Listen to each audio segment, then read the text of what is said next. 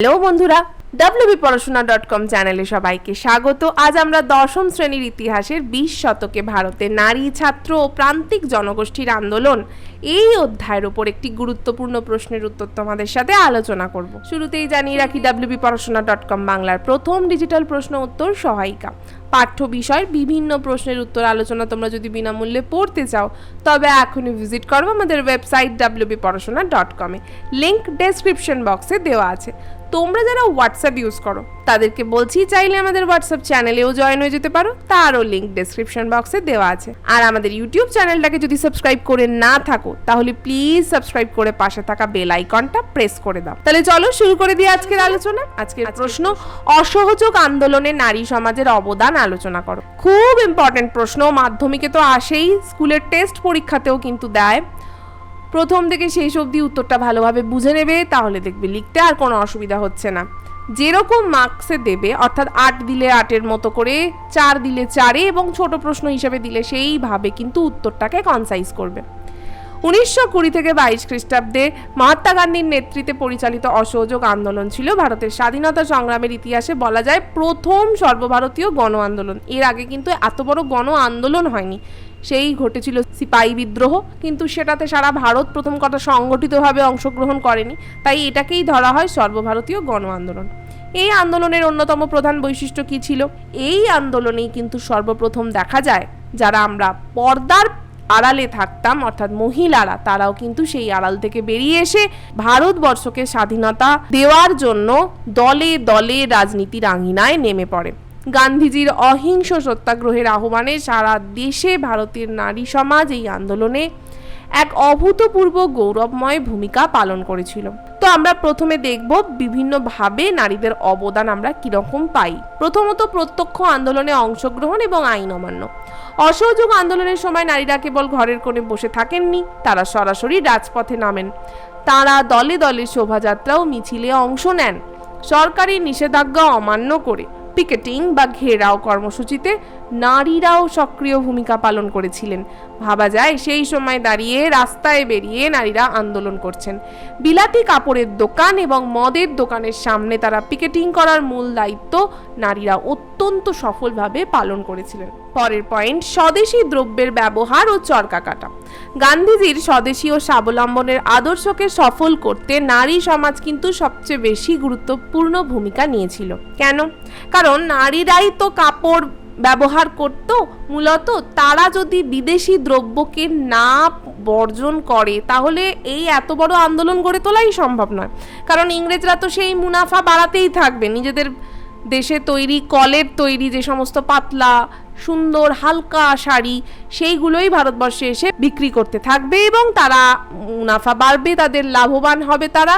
তো এই ব্যাপারটাকে ব্রেক করার জন্য এই নারীরাই কিন্তু, প্রথমত গান্ধীজি তো আমাদের শিখিয়েইছিলেন যে স্বদেশী এবং স্বাবলম্বন, এবং সেইটাকে কেন্দ্র করেই কিন্তু নারীরা বিলাতি কাপড় এবং বিদেশি পণ্য বর্জন করে।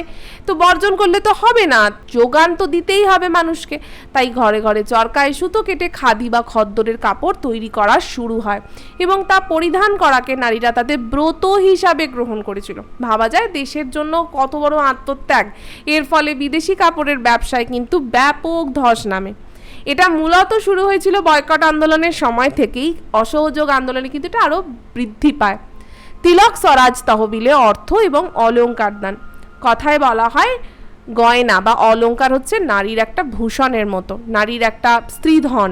কিন্তু সেই সময় দাঁড়িয়ে এই ঘটনার একদম বিপরীত কাণ্ড ঘটতে দেখা যায় ভারতবর্ষের বুকে। মানে সেই সময় ভাবতে পারছো, আজ থেকে প্রায় 100 বছর আগের কথা।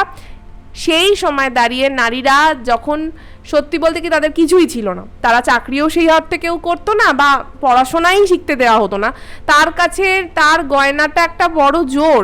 সেইখানে দাঁড়িয়ে তারা তাদের নিজেদের গয়না অলংকার হাসি মুখে গান্ধীজির হাতে তুলে দিয়েছিলেন।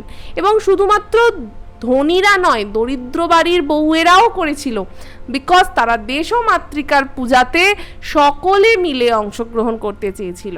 আলোচনার বাকি অংশ তো অবশ্যই তোমাদের কাছে নিয়ে আসবো, তবে তার আগে তোমাদের জন্য থাকছে একটা অন্য বিষয় আলোচনা। তোমরা ক্লাস টেনে উঠেছো, পড়াশোনার চাপ প্রচুর বাড়ছে, কি পড়বে আর কি বাদ দেবে বুঝতে পারছো না। ঠিক আছে, চিন্তার কোনো কারণ নেই। wbporashona.com তোমাদের জন্য নিয়ে এসেছে এক নজরের শর্ট নোটস। কি পাচ্ছ? মাত্র 30 পাতায় গোটা সিলেবাস। কোন কোন সাবজেক্টের ওপর? History, geography, life science and physical science. তোমরা এই সাবজেক্টগুলোর সমস্ত অধ্যায়ের সমস্ত ইম্পর্টেন্ট পয়েন্টস এই ইবুকগুলোতে পেয়ে যাবে। তোমরা যদি ভালো করে এই 30 পাতা খুঁটিয়ে পড়ে ফেলো, পরীক্ষায় কিন্তু প্রশ্নের উত্তর লিখতে আর ভয় পেতে হবে না। তাই এখনই পারচেস করতে আমাদের স্ক্রিনে দেখো একটা নাম্বার দেওয়া রয়েছে 9614581033। এই নাম্বারে আমাদের হোয়াটসঅ্যাপ করে লেখো আমি কিনতে চাই to the point ebook series. যে যে সাবজেক্টগুলো কিনতে চাইছো সেই সাবজেক্টগুলোর নাম লিখে দাও। যদি তোমরা 4টেই কিনতে চাও তাহলে সেটাও আমাদের জানিও। তোমাদের জন্য থাকছে একটা আকর্ষণীয় অফার। তাই এখনই আমাদের হোয়াটসঅ্যাপ করো। তোমাদের হোয়াটসঅ্যাপ পেলে আমাদের টিম রেসপন্ড করবে, পেমেন্ট পেজ পাঠাবে, সেখানে পেমেন্ট কমপ্লিট করা 24 ঘন্টার মধ্যে এই ইবুকগুলো আমরা তোমাদের হোয়াটসঅ্যাপে পাঠিয়ে দেবো। আরও যদি কিছু জানতে চাও তো ওই একই নাম্বারে আমাদের সোম থেকে শনি সকাল 11টা থেকে সন্ধ্যে 6টার মধ্যে কন্ট্যাক্ট করো। ফিরে এলাম বাকি আলোচনায়। নারীদের সংগঠিত রূপ ও নেতৃত্ব। অসহযোগ আন্দোলনকে নারীদের মধ্যে ছড়িয়ে দিতে বেশ কিছু নারী সংগঠন গড়ে ওঠে। যেমন বাংলায় উর্মিলা দেবী, সুনীতি দেবী এবং বাসন্তী দেবীর নেতৃত্বে নারী কর্ম মন্দির গঠিত হয়। এই সংগঠনটি নারীদের চরকা কাটা, খদ্দর বিক্রি এবং দেশাত্মবোধক প্রচারের কাজে যুক্ত করত। এছাড়া চিত্তরঞ্জন দাসের স্ত্রী বাসন্তী দেবী, ভগিনী উর্মিলা দেবী এবং নেলি সেনগুপ্তা আন্দোলনের অগ্রভাগে থেকে নেতৃত্ব দিয়েছিলেন।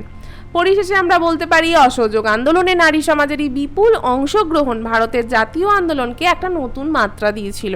নারীদের এই আত্মত্যাগ ও সক্রিয়তা প্রমাণ করেছিল যে ভারতের স্বাধীনতা সংগ্রাম আর কেবল পুরুষদের রাজনৈতিক লড়াই নয়, এটা সমগ্র দেশের লড়াই।